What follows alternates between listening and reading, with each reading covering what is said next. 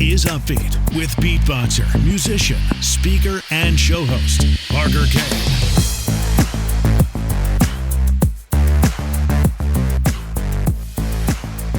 Hey, welcome to Upbeat, and thank you very much for being here and for listening in today or watching. If you're watching this on YouTube or on the website, parkerkane.co, appreciate you being here. I have an interview today with someone who's just freaking awesome. Her name is Alissa Circle. She's the CEO and co-founder of Pollinate Media Group and Called to Abundance Co. She's built multiple seven-figure businesses, and she is an OG in the world of blogging. So that's pretty awesome. You know, she's an OG in blogging, one of the first ones, and definitely a legend. She's notorious for her creative life and style blog, Diary of an Addict, and more recently, her blog, Little Bit City, A Little Bit Country. And of course, I'll leave links to these in the description areas wherever you're listening, so please be sure to check those out. Alissa and I get into some really cool conversations, not only about her story, her projects, the things she's been up to, the amazing things she's been able to do, but also some topics that I think for the two of us, we feel are really important to get out there, really important messages like Jesus Christ and the importance of putting out good content on social media and into the world, right? Not necessarily just good in the sense of high quality, but good also in the sense of positivity, uplifting, wholesome, content that's going to make the world a better place, essentially. So really great conversations with Alissa. I know you're going to enjoy it. Let's get into it. Alissa, thanks for joining me on Upbeat. I appreciate it. Thanks for having me. I'm so excited to be here. Oh, I'm definitely excited. Fun time. Yes, I'm definitely excited to have you here as well. And I love starting with story and introducing these new guests and new faces to the Upbeat listeners. And so that's where I want to start with you. And I want to kick it off by doing this first. You've got a blog out called Little Bit City, Little Bit Country, right? I do. But that is not your first one. You've had many. I've had many. I'm like the queen of rebranding. I feel like if it's not working, don't be afraid to pivot. Awesome. Lesson. There's already a lesson, guys. Everyone take note. No, that's awesome. So I just wanted to put that out there because it's part of sharing a little bit more about yourself. Maybe you could allude to some of the other projects you've been on as well and other blogs you were doing before Little Bit City, Little Bit Country. Absolutely. Well, my name is Alissa Circle, like the shape. Really easy to remember. I've been married for 17 years and we have two teenagers. Our daughter's 13 and our son actually will be 12 in like 14 days, which is crazy. And we split time between Southern California and Franklin, Tennessee, which we've been doing for the last 6 years, hence the name Little Bit City, Little Bit Country. And, but in my history, I was born in Hawaii. My family is actually Hawaiian Chinese. And I grew up in Southeast Asia for most of my life. I came back, when I went to college, and it was a completely culture shocking experience. Going from living overseas and kind of being a part of that Southeast Asian world to coming back to the US, but I fully embraced college and loved it. Went to school to be a teacher, had my master's degree in education, had a baby, stopped teaching. I think that that's always a gift that God's given me, but he's definitely shifted how he's used it over the course of my life, depending on the season I'm in, which I'm grateful for. I started a blog actually when I got pregnant with my daughter. So I'm what you would call an OG blogger. My first blog started in 2007 and it was aptly named Rags to Stitches because along with it came an online Etsy shop where I thought I would sew all my daughter's clothes and all her baby accessories. And, slowly but surely, our house turned into a sweatshop, literally, because the room that I worked in that was attached to our house literally had no heating and no air. So whatever was the temperature outside was the temperature of that room. So living in Southern California was either like 50 degrees or 100 degrees. But I loved that season, and it really in that season, I got on social media and I met so many incredible people. No one was really having children at the same time that my husband and I were. We got married young, had kids young, and none of our friends were really in that phase of life. And so social media became this whole world for me where I made some of like the bestest, is that even a word, friends still to this day that I have. I met on Twitter and then on Instagram when Instagram launched in 2010. And so I'm a byproduct of social media, I guess. As my blog started to grow, I started working with brands. So this was back in 2010, where brands were really starting to utilize influencers, or as we called them back then, was mommy bloggers, to talk about their products, their services. And it was just this new way of marketing. And it was really an exciting time. And it was so fun to be a part of what we called this wild, wild west of social influencer marketing. And I began working with different brands who were paying me to create content for them. And I was like, this is such a great way to stay home with my kids, be able to be at Moms and Muffins, but also be able to make an income doing what I love. And my husband and I were sitting down talking, and he's a complete serial entrepreneur. I always say that I'm an accidental entrepreneur. And he said, if you have these opportunities, like, how can we create these opportunities for your friends? And that's how our company Pollinate Media was born. It is a matchmaker between brands and influencers to create evergreen content around their products and services. My goal was to create beautiful content that would drive consumers into stores to purchase the products, but love the product so much that they would become a loyal purchaser of that product long after that campaign was done. And so we've worked with over 100 different brands over the last 10 years. We represent over 5,000 male and female influencers.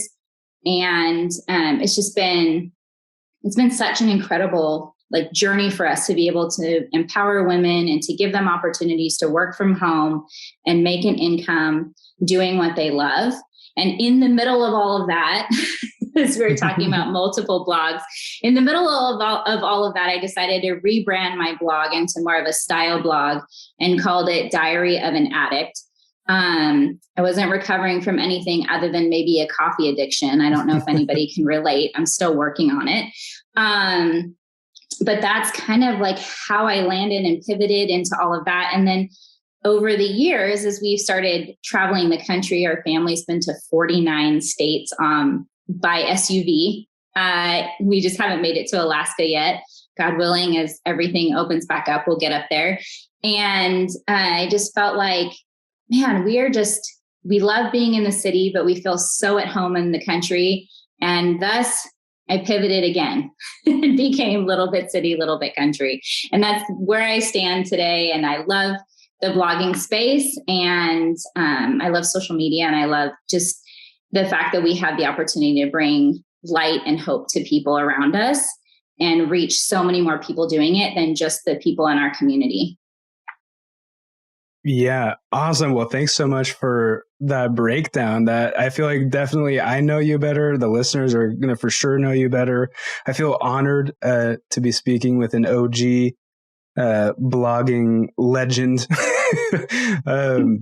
That's kind of an interesting topic too, because I'm video and podcasting and audio, and a lot of the research that I've done over the years, like specifically with YouTube and stuff, it's always like, well, this is the new blogging, or this is now quote unquote more powerful than blogging. So I guess what kind of shifts have you made, and do you think blogging today, I'm really excited to hear your answer on this, but do you think blogging today is just as powerful, or are you having to do things differently? Well, if we were talking a couple years ago, I would say that the face of blogging has shifted. While it's still important, and I always coach businesses, whether you are a business or a network marketer or just whoever, I always encourage people to have a blog, because one, it's such a great way to tell your story. It's like a scrapbook that your kids can go back to in more long form than just putting pictures with pretty stickers. in a book and handing it off to them. It just really gives them, like my daughter's 13 and she's reading through my blog, which is good and bad at times. When she comes to me and asks me questions, I sometimes am like stumbling over my words, why I wrote certain things and when I did. But it's just a cool way to be able to leave a legacy behind of like, this is what our family did. This is what we're about. This is what we stand for. But I believe everyone has a story, and a blog is a great way to tell it. Now, a couple of years ago, Instagram, everyone was really flocking to Instagram. And so it became a short form of blogging. And I feel like actually having a website blog became less and less of importance to people. But with the algorithms that have changed on Facebook and Instagram over the years, and then now with the recent move towards video being seen more than static posts, I really believe that blogging is going to have a comeback, and we're going to start seeing more and more people start blogging because no one's seeing that long form content. So if they really have something to share, or they really want to impact in a different way, then they're doing it over there. So they're like, I'm going to create this video and it's great and it's a great reel, but if you want to know more, you can go hang out on the blog and it'll tell you in greater detail what I'm saying in 15 seconds on video. So I'll be excited to see what happens. Yeah, it's ever changing, this world of content and online media, and it's fascinating, but at the same time, it can be really overwhelming too. So what are your thoughts, or maybe some quick words of advice to those who maybe feel like overwhelmed by like all the options, maybe even if they're just starting, or maybe if they've been doing it a long time and they want to kind of recenter themselves? Like, what are some of the, I guess, cornerstone kinds of things that they should focus on in this world of having everything? Yes, totally. I mean, we have a lot of things at our fingertips, and we have a lot of access to a lot of information, and we have the ability to be able to say, well, that seems to be working for that person, so I'm going to jump on that train and hope that it works for me as well. But the thing is you were created uniquely you, and you have your own unique message and your own unique story. And so I encourage people, no matter what channel they love the best, to stick with that, to be true and authentic to who they are. So if dancing around comes naturally to you because that's something that you love to do, then do it. Do that on Reels, do that on TikTok. My daughter loves to dance. It's such a great way for us to connect. And man, if it gets my teenage daughter to actually want to find time to hang out with me, then I'm going to do it. So we do dances together, but when she's not around, I'm not posting Reels or TikToks where I'm dancing around alone in my house. That's just uncomfortable for me. But it's been a great way for us to create content together, and it brings people joy. People always write me and they're like, I'm so encouraged by this. It encourages me in my relationship with my daughter. I'm hoping that when she's 13, we're going to have the same kind of relationship.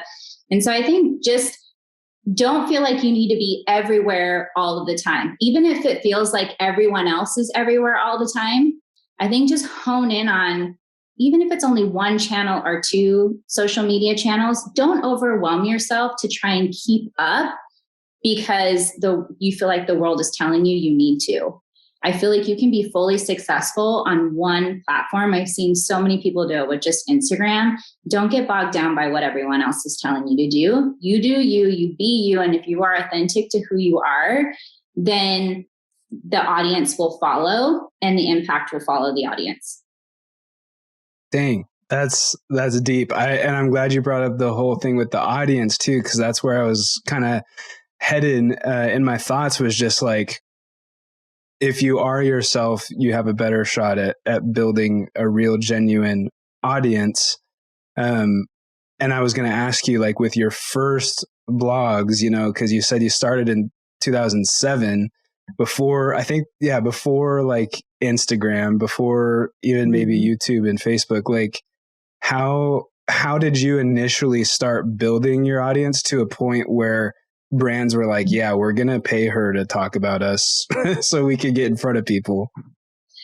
Well, let me just tell you, I was online all the time, which is why I say, it can get overwhelming and all consuming. I literally had every notification available to me going off at all times of day. I was on Facebook at the time. It was when Twitter was first coming out. But the first couple of years that I was blogging and I was just promoting my Etsy business, I was reaching out to other influencers, like other bloggers at the time, and being like, can I send you this product? And would you be willing to talk about it?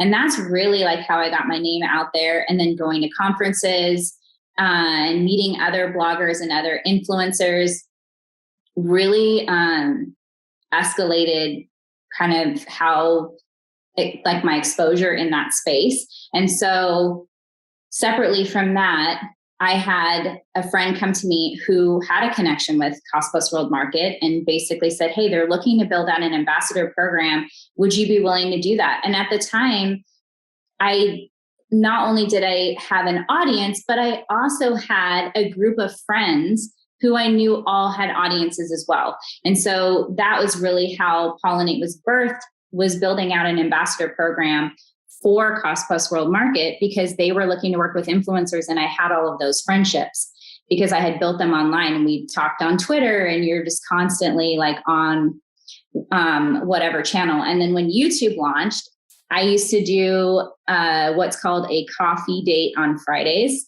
So I went back and I found like, I think like in 2008 and 2009, I was like an early adopter to YouTube. I should have really stuck with it. But I didn't. So now getting back to it's a little bit trickier. And now we have like YouTube Live, which is a whole other thing. But I would literally record myself having coffee, and it would just be on my camera from my computer. It was nothing like fantastic. I wasn't super paying attention to the lighting. I probably sometimes didn't even brush my hair, but it was just like, I'm sitting down and I'm having coffee. And I'm like, if you were sitting across from me, like these would be all the things that I would be telling you. Motherhood is difficult. I'm not sleeping very much. I have a teething kid. I have a child that loves hot dogs one day and hates them the next day. Can I even say that? I'm sure we're probably not supposed to be feeding our kids hot dogs, but you know, it was kind of like all these different things going on. And I just felt like I needed to be everywhere all the time. And while it did help with exposing me to brands and being able to work with brands, it became, I realized that not being everywhere all the time was actually more beneficial to my influencer career, to working with brands, and just focusing on like a couple of areas where I knew the people that I was talking to were hanging out. And I think that's why brands enjoyed working with me, because I hung out, I knew where my audiences hung out, and I hung out there with them and chatting with them and interacting with them. And so when I would talk about products, services, any of that, people would be like, okay, I need this in my life. Love it. Absolutely love it. So much good advice throughout all of that. And I would just say too, like you mentioned really good points about being authentic, and I wanted to kind of extra stress like being authentic in your messaging and in the things that you're trying to share, you know, because I think also I learned this actually on Clubhouse a few months ago, but that brands, you know, they have a budget just to be growing like in society, in culture, like not necessarily have it directly tied to ROI.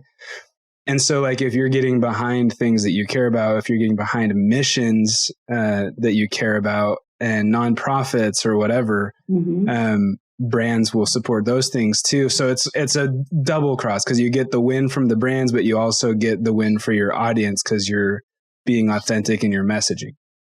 100%. And then when your audience comes to you, they know that if you're talking about something, it's a product or a service or an organization that you truly love, that you truly support, and you can talk about why you support them. And people are more likely to want to get to know that company, more likely to buy that product, maybe more likely to support that organization or go to their events or their galas.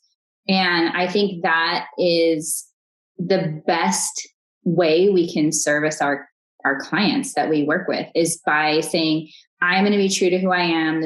I am who I am online and offline.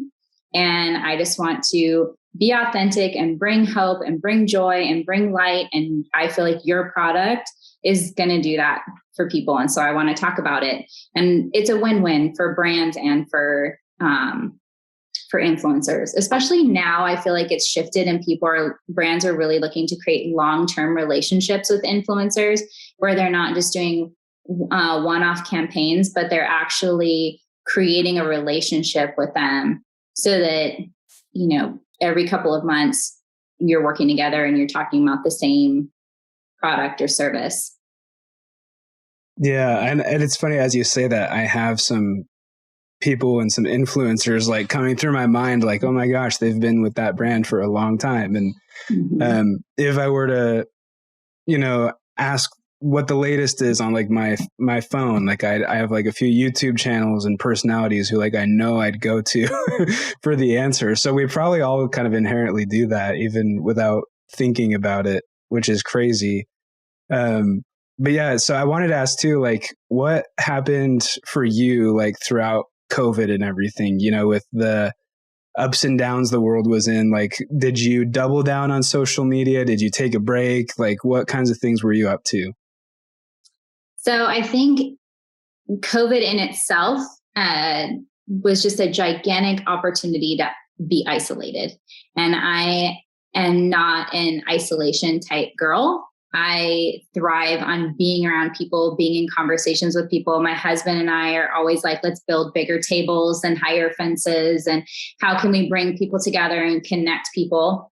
And so we just looked for ways to do that on Zoom and on social media. And I just really felt like when there was so much unknown happening in the world, and there was this tension and anxiety and fear, and there was so much unknown, I felt like the Lord really spoke to me. And he's like, Alissa, you got to start creating content that's going to bring hope and it's going to bring joy to people. And so that's what I just started to do. Instead of consuming content, I started creating content. And I'm like, this quote really encouraged me today. Maybe it'll encourage someone else. This Bible verse really encouraged me today. Maybe it'll encourage someone else.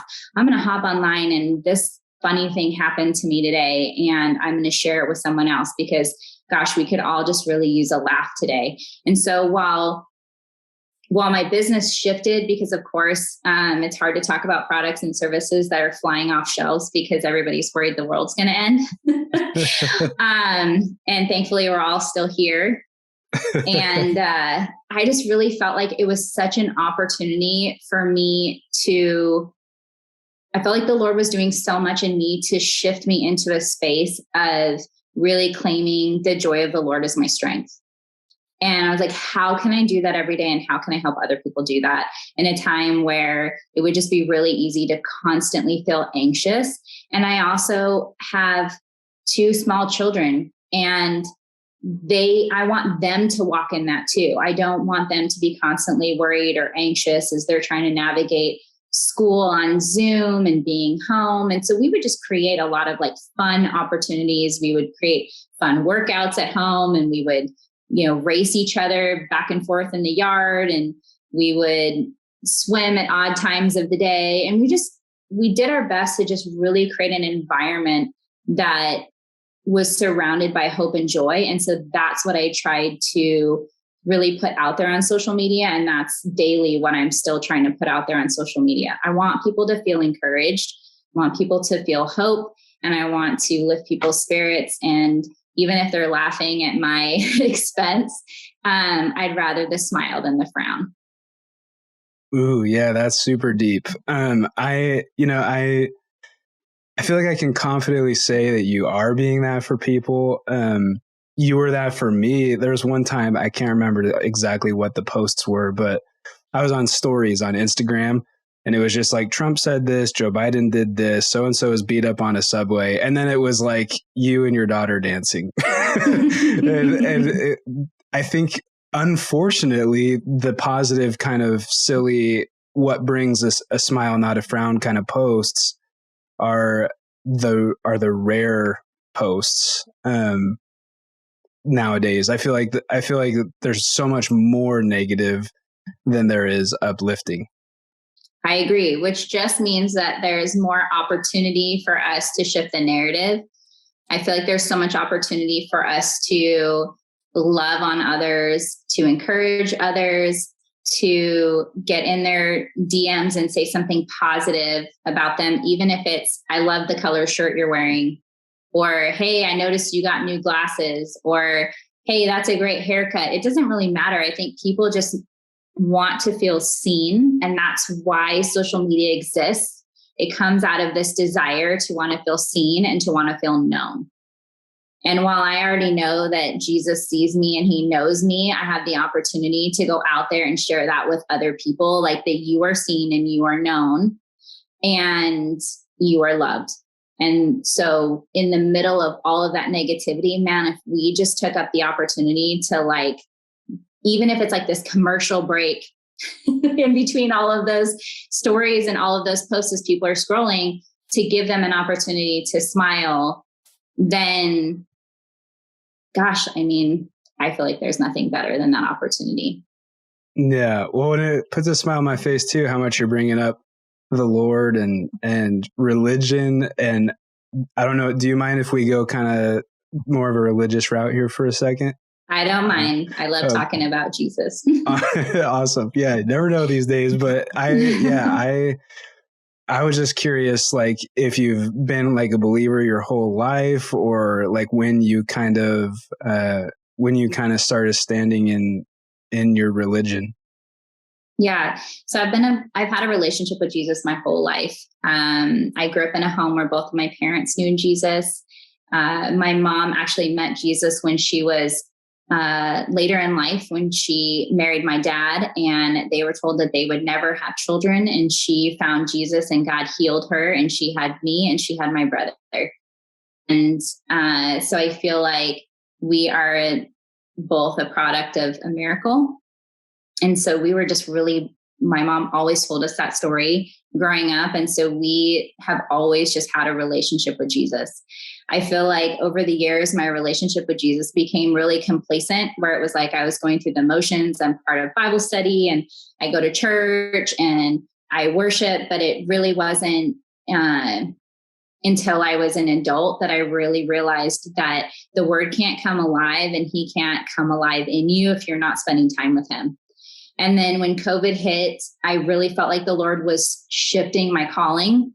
And he began saying, I had been feeling already for a while that social media had a really narcissistic side to it, where you're like obsessed with numbers and impressions and algorithms and all of that stuff. And it started to really make me feel like I was living in a world of less than. I was constantly trying to keep up, hold up, have enough, have more. Well, and I didn't like. Oh, sorry. I was just saying, you're also posting about you for those numbers. Like, it's not like, most of the time anyway, it's not posting something and then keeping track of the numbers. It's posting you, and you start to identify like with, or you start to coincide with those numbers and how it relates to your overall worth, which is bad. 100%. And like, if I would post pictures of myself, I would get all these likes. But if I posted pictures of my kids, like, I would get less, and then it would bother me. And then I would feel like I needed to post less about my family. And I'm like, well, wait a minute, that's like not what this is about. And so I really felt like this stirring of like, something's got to shift and something's got to change. And when COVID hit, I doubled down in my relationship with Jesus in a new way. I felt like I encountered him in a new way. I felt like he showed up to me in a new way. I feel like he healed me of things like struggles of a lot of that stuff where I felt like I wasn't enough. I felt like he started to call me into new things. And I literally would argue with him and be like, I'm not that person. I'm not good enough. I don't know the Bible enough. Nobody's going to listen to me. There's probably someone else who's already farther ahead in this journey that you could use instead of me. And no.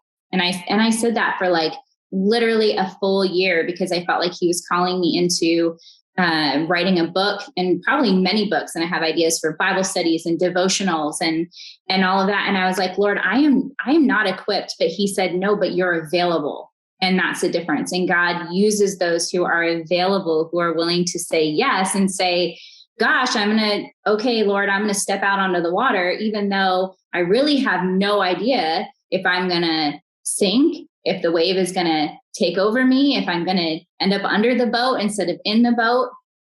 And I feel like when I started saying yes, my relationship with Jesus changed. I started to really see what I was reading in the word, like come alive. Like I even literally, I kid you not, have my Bible right here as we're talking, because I'm just like, Lord, like let your words be my words, because what do people need to hear to be encouraged to find hope today? And if that's in hearing me talk about how I had a relationship with Jesus, but I didn't really see myself as he saw me, then that's okay, because now I know exactly how he sees me. And I believe he sees all of us and he knows all of us and he wants us to be known by him as well. And that's what I try and teach my kids day in and day out, is like how to center their identity around Jesus and not about what everyone else is doing. And I see it in the way that my daughter is now stepping into a calling of leading worship. And she has this incredible voice and people see it, and she leads worship at her school. And my son is starting to come home and reflect on different things he's reading in the Bible. And he'll come home and be like, I read this verse today, and did you know that the darkness can't penetrate the light? And I'm like, that's so profound. That's incredible. We need to write that down somewhere. And so you start to see evidence of that in your family's life. And then you begin declaring more of that over and over and over them. And so I feel like COVID was a blessing for me, because I didn't really know Jesus the way I know him now. And so while COVID has had some ups and downs, I would not backtrack out of this season for anything. Dang. Thank you. Thank you for sharing that. It's really fun to listen to, really cool to hear. And I think it is going to help a lot of people, anyone who's listening. For me, I'll open up about this. I feel like I've gotten to a point where I can't have both kind of a thing. Like I can either have social media and like the vain metrics and whatever, or time with family and things that I love that really matter. And I think what you're doing is you're showing people, I mean, you're doing a lot of things, but one of the things you're doing is showing people that they can have both. You can be on those platforms, but you don't have to sacrifice the other things that really matter. Yeah. And, Parker, I just want to encourage you. Like, I've always just felt like you were a light. Like when I met you on Clubhouse, I know it was like over audio and, what can you really tell from a person over on audio? But I just always felt like you were an encourager, like you have that gift. And I saw it in the way you encouraged people in Clubhouse. You encouraged other speakers. You encouraged and cheered on other people and their successes. I see you do it online. And I think that the Lord's given you this platform, this podcast, because you are a great encourager and you are a light, and you are bringing light to important conversations and important topics. And you're not willing to shy away from like any of those topics, like just allowing us to open up and like talk about Jesus on your podcast, taking a whole different direction probably than where we thought, just shows that like you want to be a light to the world and you encourage others to be a light as well. And so just thank you for being who you are. Like it's one of the reasons why I just felt like when you reached out and asked me to be on the podcast, I just couldn't shake it. I'm like, I have to, I need to hang out with Parker some more. Awesome. Yeah. Well, I thank you for those kind words. And I really do appreciate you for being who you are online and in your life, because it is inspiring to people. It's been inspiring to me, and I appreciate you being here on Upbeat as well.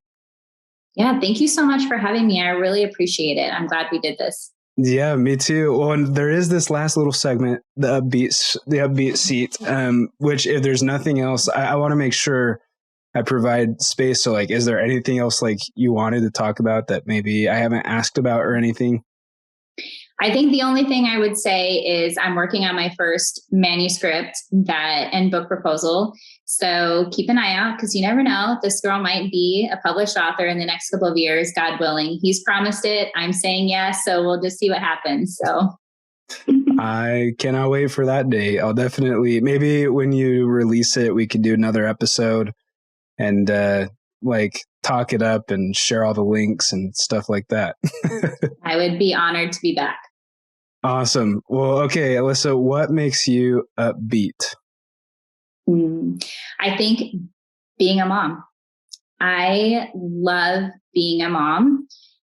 It stretches me, yes, but at the same time, I find no greater joy than literally being a cheerleader for my kids. So I'm at every game, I would sneak into every play practice if my daughter would let me. I sometimes sit in the car and watch soccer practices. I just really love encouraging my kids in whatever their giftings and callings are. Awesome. So this might be the answer to this question as well, but who's your number one influence or inspiration? Well, besides Jesus, I would say my husband. He is just incredible on so many levels. He loves Jesus. He loves people. He's the kind of person who could walk into a room of strangers and walk out knowing everyone's life story and have at least 2 or 3 people he could connect them with. And I think that's such an incredible gift. And I watch him do it, and I'm always in awe of his ability to bring people together. I call him a super connector. And so I would say that he inspires me every day. Awesome. What music do you listen to stay upbeat and motivated? Well, currently my playlist has a lot of the soundtrack not a soundtrack, but the album that was released from a church in Nashville called The Belonging Co. They released it last year, called See the Light. So I listen to a lot of worship music, but when I'm not listening to worship music, pretty much anything country. But sometimes 90s rap gets me going too. I'm not going to lie. 90s.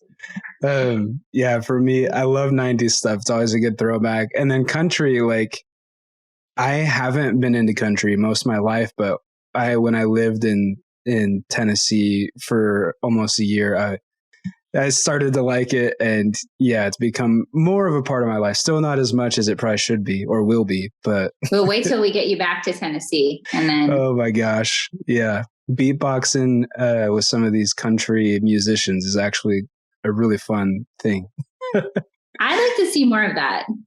That'd be cool. Okay, do you have a favorite TV show or anything that you watch with your family?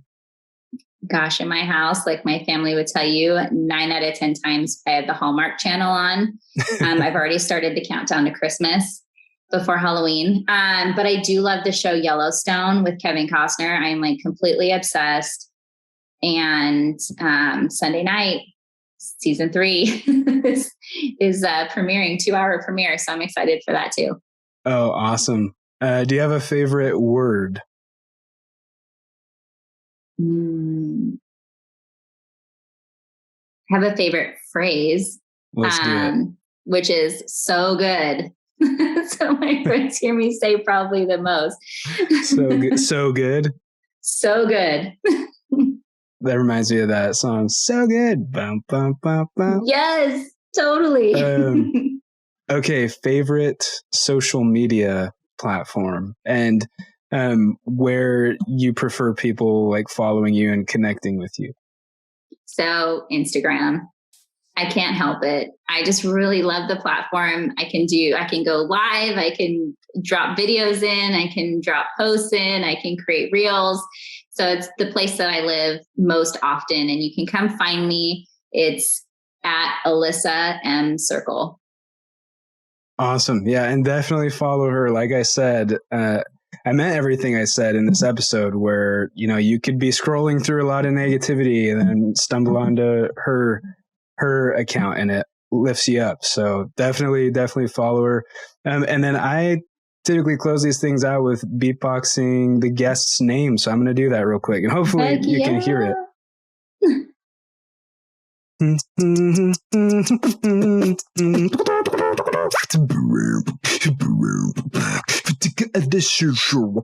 Alissa Circle.